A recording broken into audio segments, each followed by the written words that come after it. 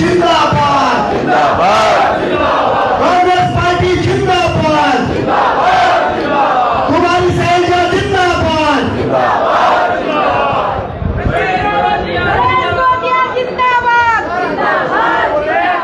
धन्यवाद। आज बोले क्या उससे पहले संसदीय तरीके से एक सवाल मैं कर सकता हूँ? बाद में करें, इसके बाद करें। आज हल्द्वानी के इस स्वराज आश्रम में, जो कि कांग्रेस पार्टी के न जाने कितने अनगिनत सभाओं का और मीटिंगों का साक्षी रहा है, इस स्वराज आश्रम में हमारे बीच उपस्थित हमारे राज्य की कांग्रेस प्रभारी और वर्तमान में सांसद, पूर्व में केंद्रीय मंत्री रही आदरणीय शैलजा जी, मंचासीन नेता प्रतिपक्ष आदरणीय श्री यशपाल आर्य जी, क्योंकि मैं बहुत ज़्यादा औपचारिकता में नहीं जाऊंगा, समय की बहुत कमी है, अभी कोटद्वार भी पहुंचना है और मेरा संबोधन भी बहुत संक्षिप्त में करने की कोशिश करूंगा, क्योंकि ये मेरी जवाबदारी है कि मैं हर जगह समय पर पूरी टीम के साथ पहुंचूं। मंचासीन हमारे बहुत ही आदरणीय साथी, वर्तमान में कांग्रेस कैंपेन कमेटी के चेयरमैन आदरणीय Pritam Singh ji, election management committee के चेयरमैन भाई हरक सिंह रावत जी, मेरे साथ हमारे बहुत ही आदरणीय साथी, पूर्व में अध्यक्ष रहे और वर्तमान में कांग्रेस वर्किंग कमेटी के सदस्य भाई करण मेहरा जी, आदरणीय संपल जी, बहुत ही आदरणीय विधायक जो इंदिरा जी के विचारों और उनके कामों को निश्चित रूप में आप लोगों की उम्मीद के अनुरूप आगे बढ़ाने का काम कर रहे हैं, भाई सुमित हृदय जी, आदरणीय कुंजवाल जी, मेरे बहुत ही आदरणीय साथी, दोनों हमारे सह प्रभारी, जो कि प्रदेश में कांग्रेस पार्टी की गतिविधियों को सुचारू और संतुलित तरीके से आगे बढ़ाने में हम सब लोगों के साथ हाथ बटाते हैं, रात दिन एक करते हैं। दोनों साथी हमारे सुरेंद्र शर्मा जी और मनोज यादव जी, और समय की कमी को देखते हुए मैं ये कहना चाहता हूँ कि सम्मानित मंच, क्योंकि बहुत समय काफ़ी हो गया है, सम्मानित मंच, उपस्थित हमारे सभी साथी, विधायक साथीगण, पूर्व विधायक साथीगण, यहाँ पर जिला कांग्रेस कमेटी के अध्यक्ष राहुल छिमवाल जी और नगर कांग्रेस कमेटी के अध्यक्ष श्री गोविंद बिष्ट जी, उनके साथ उनकी पूरी टीम और उपस्थित सभी कांग्रेस के वरिष्ठ जन। मैं एक एक तरफ अगर देख रहा हूं तो सबके चेहरे देख के नाम पुकारने का मन हो रहा है, लेकिन अगर एक नाम पुकारूं तो फिर पूरी लाइन है, और इसलिए मैं सभी को सम्मिलित रूप में संबोधित करना चाहता हूं। उपस्थित मेरे कार्यकर्ता साथियों, पदाधिकारी साथियों, मीडिया के साथियों, इस कार्यक्रम के बाद पहली सूचना तो यह है कि करीब 50-55 लोग कांग्रेस पार्टी ज्वाइन करना चाहते हैं, जो कि विभिन्न जगहों से ग्राम प्रधान हैं, विभिन्न ग्राम सभाओं से ग्राम प्रधान हैं, क्षेत्र पंचायत सदस्य हैं, राजनीतिक कार्यकर्ता हैं, वो कांग्रेस पार्टी में शामिल होना चाहते हैं। तो इस कार्यक्रम के बाद हम लोग सब यथावत बैठे रहेंगे, मैडम के संबोधन के बाद उनको हम शामिल करेंगे। नंबर एक बात तो ये है, सभी को इसका संज्ञान रहे, और मेरा यहाँ मंच के पदाधिकारियों से निवेदन है कि उनके नामों की लिस्ट को तैयार रखें। साथियों, जो बातें यहाँ पर मंच में सभी हमारे आदरणीय नेताओं ने कही, आप सबको इस बात का अच्छी तरह से जानकारी है कि वो सब बातें कह दी गई। मैं सिर्फ 2 शब्द कहने के लिए खड़ा हुआ हूँ, और वो 2 शब्द ये हैं कि निश्चित रूप में हम सब जो मंच पर बैठे हैं, हम किसी न किसी रूप में पदाधिकारी हैं, और पदाधिकारी होने के साथ साथ हमारी जवाबदेही आप लोगों से निश्चित रूप में जवाबदेही भी अधिक है। ये जो कार्यभार हम लोग निर्वहन कर रहे हैं, उस कार्यभार को निर्वहन करने की पहली अर्हता इस रूप में है कि हम सब कांग्रेस के कार्यकर्ता हैं। इसलिए कांग्रेस का जो कार्यकर्ता यहाँ बैठा हुआ है, वो पहली अर्हता पूरी करता है, वो पहली अर्हता पूरी कांग्रेस के कार्यकर्ता के रूप में पूरी करने वाला व्यक्ति भी यहाँ बैठने का अधिकारी है। समय बदलता रहता है, आज इस जगह पर हम हैं, कल इस जगह पे किसी और ने होना है, लेकिन वो अर्हता नहीं बदलती। कौन सी अर्हता? कांग्रेस के कार्यकर्ता होने की अर्हता नहीं बदलती। इसलिए हम सब इस रूप में एक हैं कि हम सब यहाँ पर कांग्रेस के कार्यकर्ता हैं। मैं कांग्रेस का कार्यकर्ता क्यों हूं? अध्यक्ष होने की बात छोड़ दीजिए, मैं कांग्रेस का कार्यकर्ता आजीवन हूं, अध्यक्ष कुछ समय के लिए हूं। लेकिन मैं कांग्रेस का कार्यकर्ता क्यों हूं? मैं कांग्रेस का कार्यकर्ता उन कारणों से हूं जिन कारणों का उल्लेख आदरणीय सप्पल साहब ने यहां पर अपने संबोधन में किया। उन्होंने जिन जिन बातों का जिक्र किया, मैं उन बातों के कारण कांग्रेस का कार्यकर्ता हूं। मैं अतीत के अनुभव, वर्तमान की कर्तव्य निष्ठा और भविष्य में कांग्रेस की उम्मीदों के चलते कांग्रेस का कार्यकर्ता हूं। अतीत के अनुभव क्या हैं? अतीत के अनुभव यह है कि यह देश जो अंग्रेजों के चुंगल में फंसा हुआ था, कांग्रेस पार्टी ने इस देश को आजाद करने का काम किया, इसलिए मैं कांग्रेस से प्रभावित हूं। अतीत के अनुभव मेरे ये हैं कि जब आजादी मिली और अंग्रेज इस देश से सब कुछ संसाधन छीन छीन कर, चूस चूस कर ले गए थे, देश एकदम खाली था, उस स्थिति में इस देश को संभाल कर संविधान बनाने का काम कांग्रेस ने किया। बाबा साहेब आंबेडकर को आगे रखा और बाबा साहेब आंबेडकर जी ने एक सफल संविधान जो देश के विकास में बहुत ही महत्वपूर्ण भूमिका आज तक निभा रहा है, उस संविधान को बनाने का काम कांग्रेस ने किया। और आज अगर हमारी विभिन्न पहचानें पूरे देश में हैं, हम कहीं कन्नड़ के रूप में जाने जाते हैं, हम कहीं तमिल के रूप में जाने जाते हैं, हम कहीं मलयाली के रूप में जाने जाते हैं, हम कहीं हरियाणवी के रूप में जाने जाते हैं, हम कहीं गढ़वाली और कुमाऊनी के रूप में जाने जाते हैं, लेकिन इतनी विभिन्नताओं के बाद भी हम पूरा एक सशक्त देश के रूप में, भारतीय के रूप में जाने जाते हैं। और ये मजबूत पहचान हमारे संविधान ने हमें दी और उस संविधान को बनाने का काम कांग्रेस ने किया।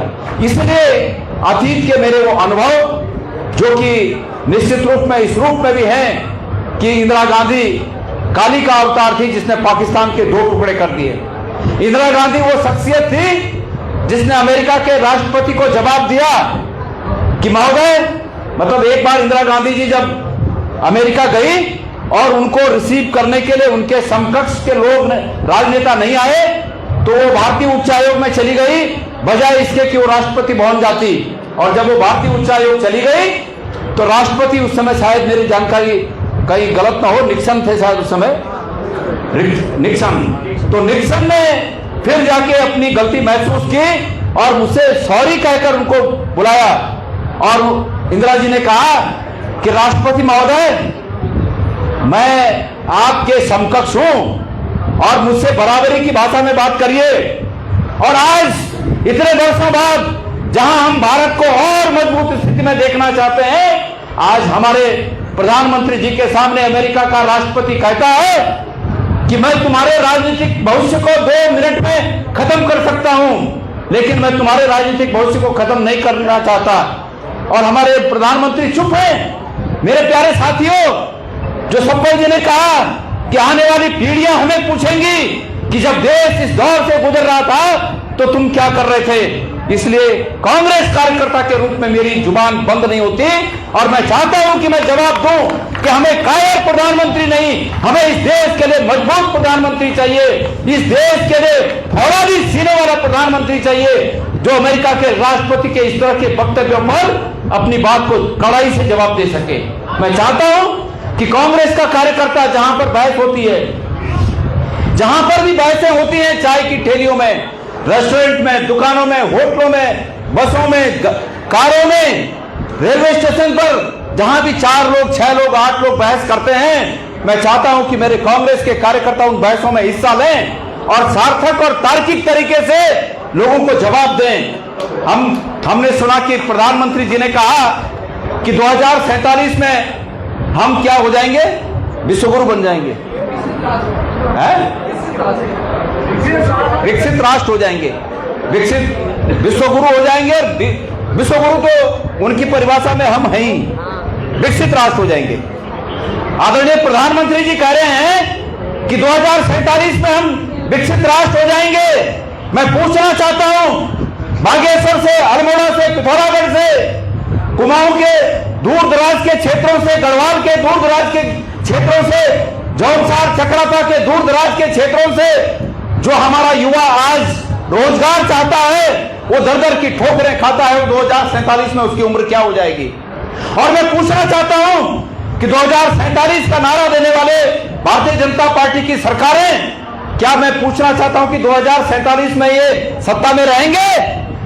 प्रधानमंत्री जी 2047 में मोदी जी कहां रहेंगे? क्या इस बात की कोई गारंटी है कि कहां रहेंगे? पूछने वालों, कहां जाओगे पूछने 2047 में?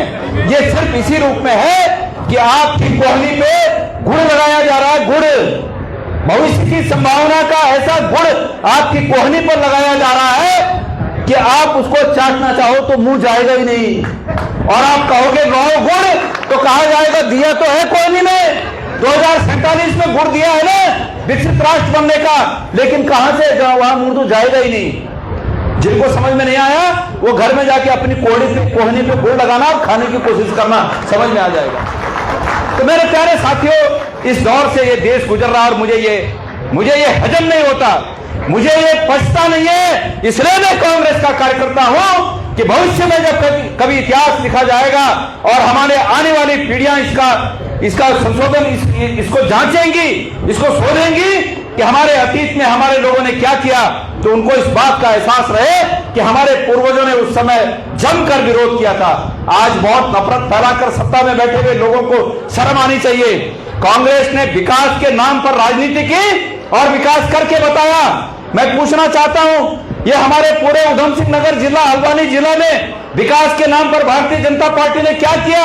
इस मंच पर मैं नारायण दत्त तिवारी जी जो हमारे मुख्यमंत्री रहे, मैं उनको याद करना चाहता हूं। स्वर्गीय इंदिरा हृदय सिंह को याद करना चाहता हूं। नारायण दत्त तिवारी जी की सरकार जब उत्तर प्रदेश में रही, जब उत्तराखंड में रही, हमारे उधम सिंह नगर का और इस हल्द्वानी क्षेत्र का तमाम औद्योगिकीकरण का काम उनके दौर में हुआ। लेकिन क्या उसके बाद कुछ हुआ? कल मैडम पूछ रही थी रुद्रपुर में हमें कि यहां बहुत कंपनियां दिख रही हैं, इनमें कौन कौन सी बड़ी बड़ी कंपनियां हैं? हमने बड़ी फक्र के साथ हमने इस बात को कहा कि यहां कोई ऐसा इंटरनेशनल और नेशनल ब्रांड नहीं है जो यहां ना हो। टाटा से लेके और कौन कौन से ब्रांड होते हैं, हमने कहा तमाम अशोक लेलैंड, टाटा, मतलब अंतरराष्ट्रीय स्तर की जो कंपनियां हैं वो कंपनियां यहां उत्तराखंड में, उधम सिंह नगर में और यहां है। इसलिए है कि हमारे उस समय के काबिल नेता थे, काबिल पार्टी की सरकारें थी। और आज 5 किलो राशन मैं अपने कार्यकर्ताओं से पूछना चाहता हूं, जब तर्क हो, जब बहस हो, तो इस बहस को करिए आप लोग। 5 किलो राशन क्या पहले नहीं मिलता था? पीडीएस सिस्टम इंदिरा जी ने प्रारंभ किया, और जो मेरी उम्र के लोग हैं, मेरे से थोड़ा अधिक उम्र के लोग हैं, वो इस बात को अच्छी तरह जानते होंगे कि पीडीएस सिस्टम के तहत राशन तो मिलती थी, लेकिन जीवन आवश्यक सभी वस्तुएं मिलती थी। उसमें केरोसिन, उस समय मिट्टी का तेल मिलता था, उस समय चीनी मिलती थी, और उससे पहले वाले यदि जानते होंगे इस बात को, हमको याद है कि कपड़ा भी मिलता था, कपड़ा भी मिलता था। मलेशिया का कपड़ा बोलते थे, खादी का कपड़ा बोलते थे, खाकी कपड़ा बोलते थे, वो कपड़े भी मिलते थे। उस समय की आवश्यकता के अनुरूप उन सरकारों ने वो सब काम किए। और अब मैं बहनों से पूछना चाहता हूं, बहनों आप लोग एक बात देखिए, आप तो शहरी इलाके में रहती हैं, पर आपकी तमाम बहनें जो ग्रामीण इलाके में रहती हैं, अगर उनको ये आभास है कि उनको 5 किलो राशन देकर सरकार बहुत बड़ा उपकार कर रही है, तो उन बहनों से ये कहिएगा कि निश्चित रूप में आप अपने भविष्य के प्रति अनदेखी कर रहे हैं। 5 किलो राशन में फर्क ये है सिर्फ कि कांग्रेस के टाइम अगर 5 किलो राशन मिलता था तो वो 2 रुपए किलो था। अगर एक परिवार को 25 किलो मिल रहा है तो अब की सरकार ने उनको 50 रुपए की राहत दी है, लेकिन उस 50 किलो की राहत के सामने उन्होंने जो छीना है आप लोगों से, वो एक सिलेंडर पे ही 470 के बजाय 1100 कर दिया। ये कम डकैती है। सरकार बोलती है बैंक में खाते खोलो, खाते खोलो, खाते खोलो, खाते खोलो। अब आप बैंक में खाते खोले, एक एक आदमी के 4-4 खाते। अब अगर उसमें पैसा डाले तो कटे, पैसा निकालो तो कटे, और न डालो और न निकालो तो कटे। गजब है भाई, गजब की सरकारें हैं। हर एक जगह पर ठगी है, हर एक जगह पर यह सरकार सुनियोजित तरीके से ठगी कर रही है। हमारे तमाम आदरणीय वरिष्ठ नेताओं ने कहा कि कहीं खनन के नाम पर ठग रहे हैं, कई शराब के नाम पर ठग रहे हैं। कैसी विचित्र सरकार है मैम। इस कुमाऊं में 55 शराब की नई दुकानें खोली, 55 इस 1 अप्रैल से। 55 जो पहले की थी वो तो है, पर 55 नई दुकानें खोली और उसके पीछे तर्क क्या दे रहे हैं? बेशर्मी से तर्क दिया जा रहा है कि सरकार को राजस्व बढ़ाना है। अरे भाई गजब बात। हमारे युवाओं को नशे में झोंकिए, दूर नहीं जाने, नजदीक हो जाएगी, आसान हो जाएगा, आराम। हाँ, मतलब शराब खरीदने के लिए दूर नहीं जाना पड़ेगा, नजदीक में ही 55 नई दुकानें खोली और उसके पीछे तर्क दे रहे हैं कि राजस्व बढ़ाना है। धिक्कार है ऐसी सरकार को जो हमारे युवाओं को नशे में धकेल कर राजस्व कमाना चाहती है। मैं वादा करता हूं आप लोगों से कि कांग्रेस की सरकार आएगी तो ये जो नशे के प्रति सरकार का प्रेम है, ये नशे के प्रति सरकार का जो प्रेम ये बंद किया जाएगा। हमारे युवाओं को रोजगार दिया जाएगा, हम उन युवाओं को रोजगार पर लगाएंगे, नशे के बजाय रोजगार उनको देंगे और ये शराब का जो फैलाने का कारोबार सरकार कर रही है इस पर प्रतिबंध लगाया जाएगा। मैं बहुत ज्यादा नहीं कहना चाहता, सभी लोगों ने सभी बातें कह दी हैं। मैं कांग्रेस के कार्यकर्ताओं का यह आह्वान करना चाहता हूं कि आप जहां भी लोगों से बहस करें, सार्थक बहस करें, तर्क के साथ बहस करें। डरने की जरूरत नहीं है, छुपने की जरूरत नहीं है। और निश्चित रूप में आप जब सार्थक बहस करेंगे, हमारे तमाम नेताओं ने कहा कि निश्चित रूप में कांग्रेस की सरकार आ रही है। मैं आपसे वादा करता हूं कि हम जहां कमजोर हैं, मैं जो नेतृत्व हमारा मंच पर बैठा है, मैं इनसे भी वादा करता हूं कि जहां हम कमजोर हैं, पहाड़ के कम से कम 35 जगहों पर जहां हम कमजोर हैं, ये गणेश कोदियाल आपसे वादा करता है कि हम अपने को खाक में मिला देंगे, लेकिन उन क्षेत्रों से 35 में से 25 सीटों पर हम जीत करके आएंगे। मैं आपको वादा करना चाहता हूं।